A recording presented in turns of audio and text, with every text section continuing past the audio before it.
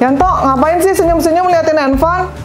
Ini Mbak, saya lagi ngeliatin teman saya di luar negeri Mbak. Padahal kan dia PNS Mbak. Emang bisa ya Mbak PNS belajar di luar negeri? Ya bisa lah, kan bisa dia nerusin sekolah, beasiswa, atau gitu? penugasan di luar negeri. Oh gitu. Lah, berarti kalau udah di luar negeri mending gak usah pulang ya Mbak?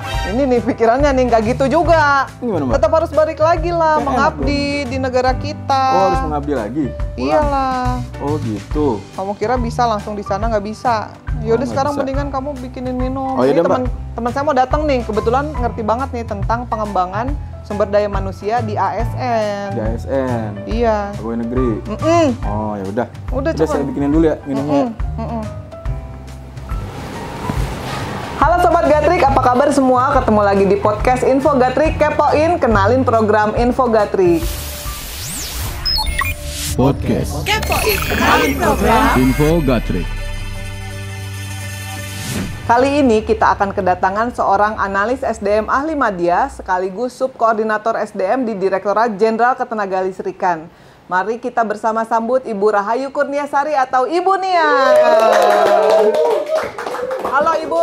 Halo, Mbak Apa Tami. kabar Ibu? Baik. Duduk dulu Bu. Ya baik, makasih. Wah, sofanya empuk nih. Enak ya Bu ya? Lagi sibuk apa nih Bu akhir-akhir ini? Iya, sekarang saya lagi sibuk untuk persiapan CPNS yang mau masuk Mbak Tami, dan juga kegiatan rutin lainnya sih di kantor terkait pengelolaan SDM. Ibu kan sekarang kan menjabat sebagai subkoordinator SDM di Dijen Gatrik Bu. Bisa diceritain nggak sih Bu, ruang lingkup pekerjaan yang menjadi tanggung jawab Bu Nia ini apa Ya. aja? Jadi gini Mbak Tami, selaku pengelola SDM, kita itu awalnya menetapkan kebutuhan ASN. Setelah kebutuhan itu terpetakan, kita lanjut dengan pengadaannya. Nah, setelah mereka masuk, kita mulai maintenance tuh, bagaimana jenjang karirnya, pengembangan kompetensinya, pangkat jabatannya, dan juga penilaian kinerjanya.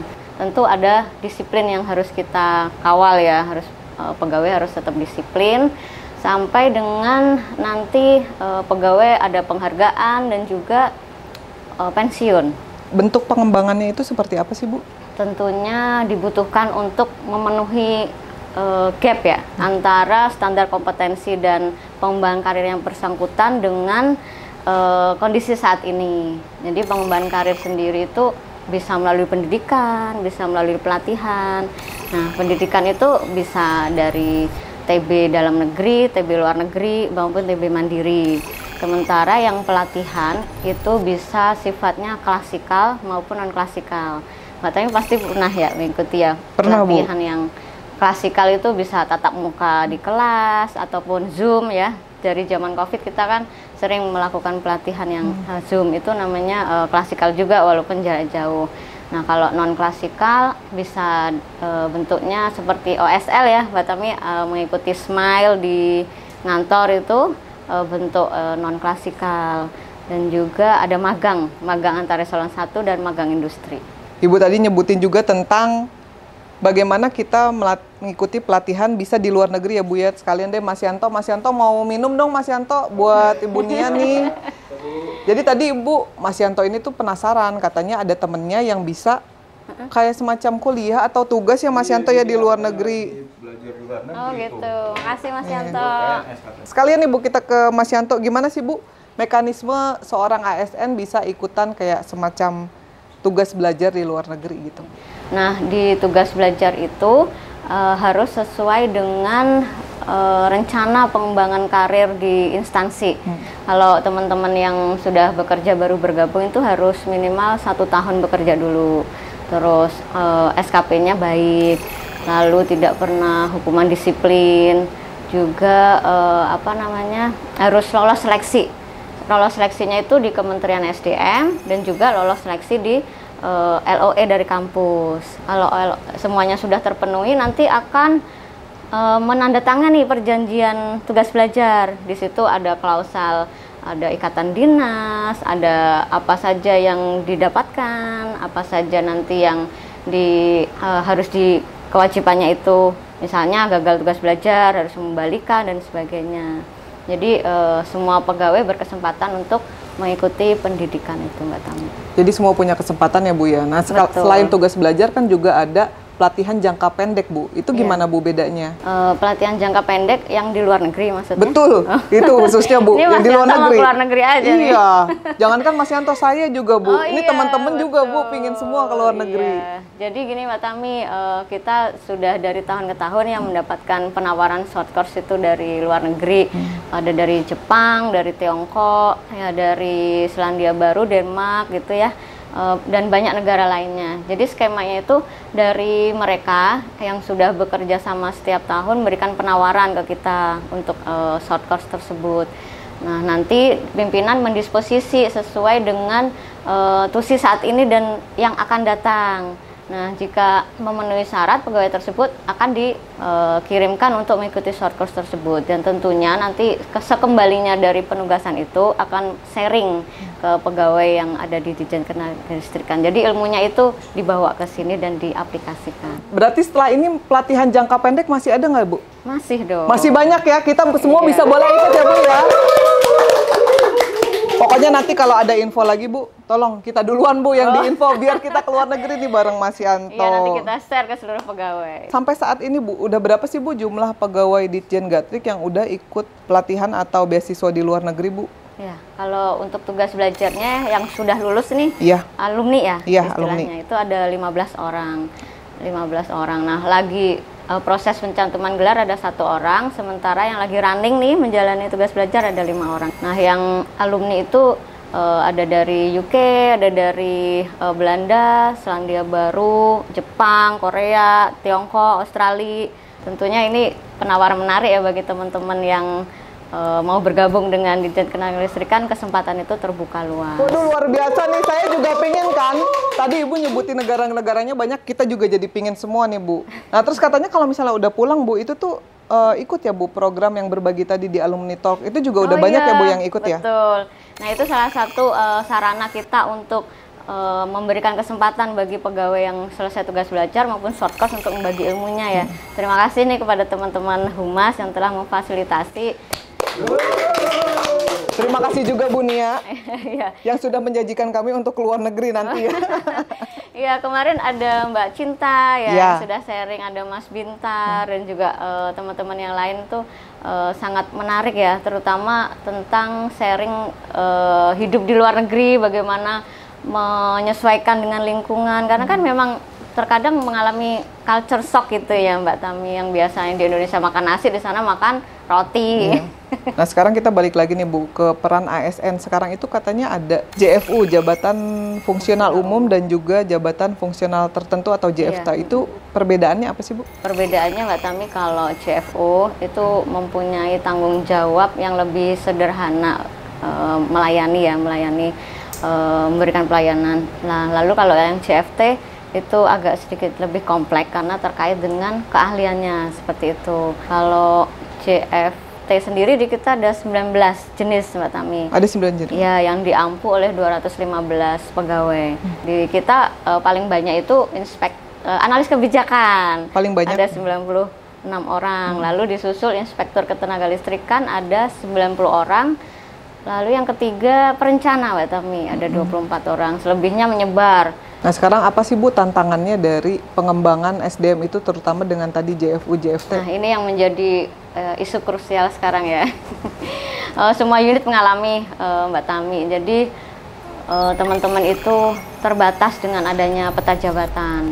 Kemarin ada beberapa pegawai yang sudah mengikuti uji kompetensi, namun tidak bisa dilantik karena terbatas peta jabatan di unit tersebut. Nah, itu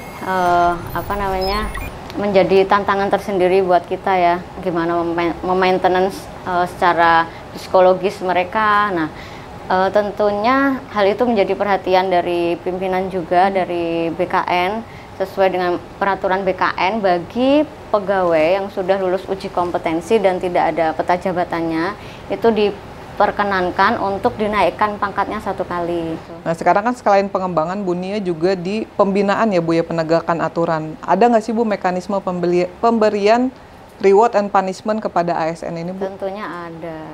Kita ngomong reward dulu biar seneng ya. Nah, yang seneng-seneng dulu, Bu. Iya. Jadi teman-teman kita ada namanya Satya Lencana Karya Satya. Ada 10 tahun, 20 tahun, 30 tahun. Itu bagi pegawai yang melakukan pengabdian setia kepada negara secara terus-menerus. Jadi bagi pegawai yang tidak pernah mendapatkan hukuman disiplin baik sedang maupun berat, dan juga tidak sedang cuti di luar tanggungan negara, nah itu berhak untuk kita usulkan Satya Lencana Karya Satya. Itu dari Presiden loh yang tanda tangan. Langsung ya Bu dari Presiden. Luar biasa. Ya, dan juga di Ditjen Ketenagalistrikan ada namanya Gatrik Award Mbak Tami. Nah itu sudah sekitar 5 tahun ini kita laksanakan, dan itu di forum yang besar, dihadiri dari mulai pimpinan sampai staf. Kita berikan award itu menjadi motivasi tersendiri bagi pegawai. Jadi ada kategori unit terbaik, terus pelayanan publik terbaik, lalu pegawai berprestasi utama, pegawai teladan utama. Kalau ngomongin punishment sedih Mbak Tami. Iya, saya juga jadi takut nih Bu, deg-degan saya Bu. Jadi tentunya kita harus menegakkan disiplin ya Mbak Tami, karena pegawai negeri sipil itu harus melaksanakan kewajiban di samping haknya ya. Kalau hak-hak kan sudah kita penuhi tentunya. Kalau kewajiban ya antara lain harus tertib untuk datang ke kantor ya, tidak melanggar ketentuan jam kerja. Itu yang paling banyak dilanggar oleh teman-teman. 3 hari alfa itu udah mendapatkan teguran. Nah, kalau misalnya sampai hukuman disiplinnya itu sedang atau berat, tadi kesempatan-kesempatan untuk pengembangan karir itu terhambat.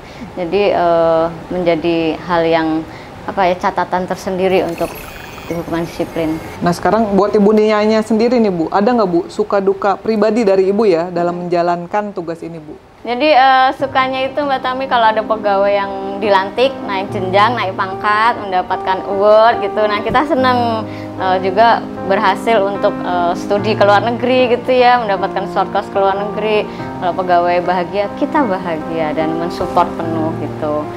Nah, kalau sedihnya, kalau pegawai tidak disiplin, tidak berkinerja, pegawai tidak serius dalam bekerja, padahal kantor kan memberikan hak-haknya. Itu yang kita sedih Mbak Tami.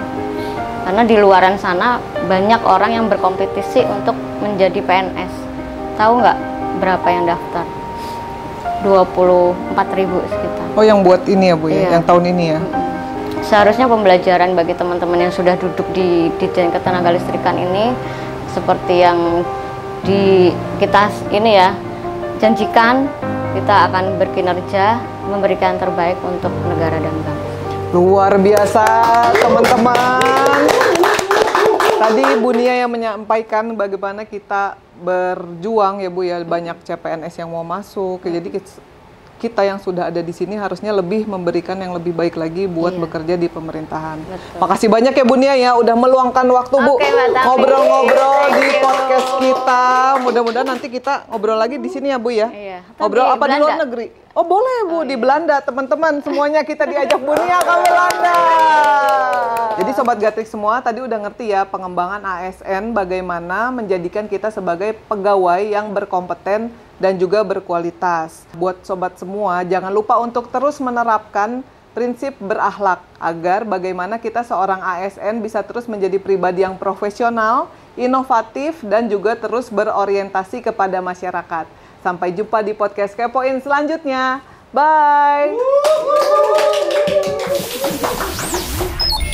Podcast Kepoin, kenalin program Info Gatrik. Mbak, Astagfirullahaladzim. saya mau izin pamit Mbak. Pamit kemana? Saya mau jadi PNS biar bisa keluar negeri. Astagfirullahaladzim Yanto, nggak gitu juga. Nggak tiba-tiba PNS jadi keluar negeri. Udah ada tiketnya. Saya jadi kasihan sama kamu Yanto. Ya udah terserah